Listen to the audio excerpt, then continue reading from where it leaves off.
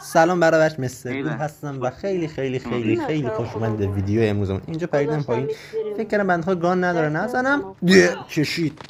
گان از کجا شو برده انصافا ندیدم. اولی دومم بیاد رسیدیم به اون زمانی که شاتگان دوباره وان شات میکنن. صبر کنین قبل از اینکه بخوام یه گیم پلی از کاستوممون بذارم، بزن اصلا کاستوممون بهتون معرفی کنم چه یزیدایی داریم. این اولیش مثلا داشته باشین، این یکی از یزیدامون. شات هم روش نخورد، نمیدونم چرا نخورد. چی بگم؟ مستر زدم باشه قبول زدی از دلم. اینجا با یه عادت واسه تای دیگه درگیر بودم. یه کاراکترم نشست. خدا مستر دوباره زدم. وای خیلی فشاری میکرد، بعد موقع به هم میخوردیم. نگاه تنها کسی که نزدی من بودم. میگه تنها کسی که نزدی من بودم. همه هم تیمون زدی. نزدنه آره نزد. یادت رفته فایتای قبلی من. باشه الان یه بار دیگه میزنم. اینجا بچه دارن باش حرف میزنن، سرگرمن، دوره همین دارن صحبت می‌کنن. خودم صدا رو می‌بینی خود گرفته. بچه از اینجا میشه رفت بالا. خیلی ها نمیدونن، خیلی فکر فقط با پامپت بعد بری. اینجا راحت میشه رفت بالا.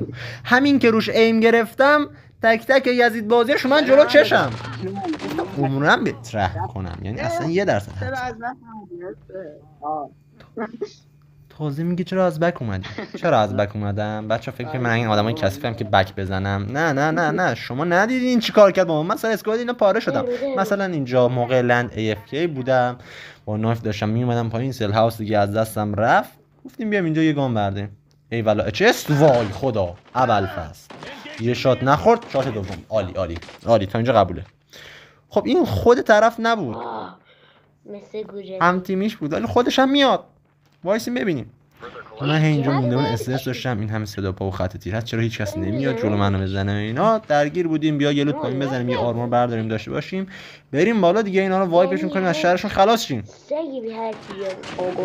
خیلی سفید. راست میگه سفید بودم. راست میگه سفید بودم. اینجا یه ADS میزدم، طرف وستش نسکه. عادیه بچا این رنج شاتگان رو زمین وست نشمونه.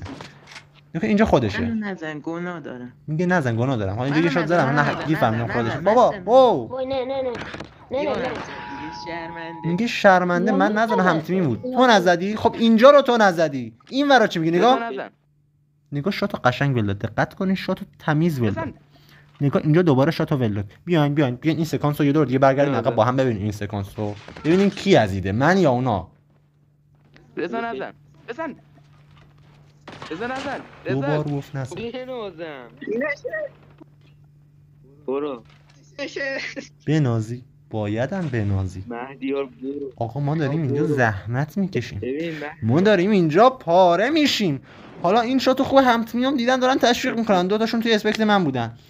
با قبلش دشواری داشتیم همتیممون نمیدن. مثلا اینجا نگاه هی یا عالمه خط پا داشتم، خط تیر داشتم. حالا هی بیا اینور بگرد ببین اون پشت یه نفر خط نگرفته، اینور یه نفر کمپ نکرده، من درگیرم. هی همتیم میگه کجا چرا جدا میشیم؟ بابا ما اینجا دشواری داریم. باور نمیکنیم. میگه باشه تو دشواری داری، بیا دشواری نداری، اینم دشواری. شاتگان کش مثلا شاتگان یه شات ما انیمیشن میزنیم. میسرفت 3 شات 4 شات. حالا اون بعدیش بنده خدا رو اچ پی بود. آی خدا دیدم یه نفر اومده اینجا کیل منو بدزده. داداش بیا پایین. من کسی منو بزنه خیلی فشاری نمیشم. من ولی کسی کیلمو بدزده داغون میشم، اصلا قلبم میشکنه. دست خوش. اینجا تازه هم تیم اومد میگه دست خوش. خیلی درگیر، واقعا درگیر بودم. بله درگیر بودم. از اول منش درگیرم. اصلا کل روزو درگیر بودم من اینجا تو کاستوم.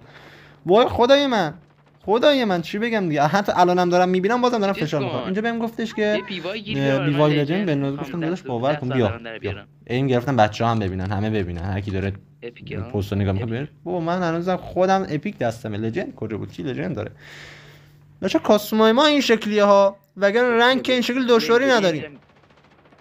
الان یه پارت از رنگ هم میذاریم که ببینیم. بیا مثلا یه پارت از رنگ اینجا میبینیم. خب ما الان 4 نفر موندیم، 4-3.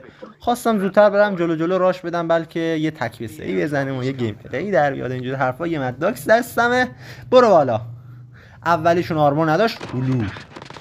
دومی رو همون خشاب با هیپ فایر رفت. یه شات 2 شات. رنگ این شکلی، رنگ راحته.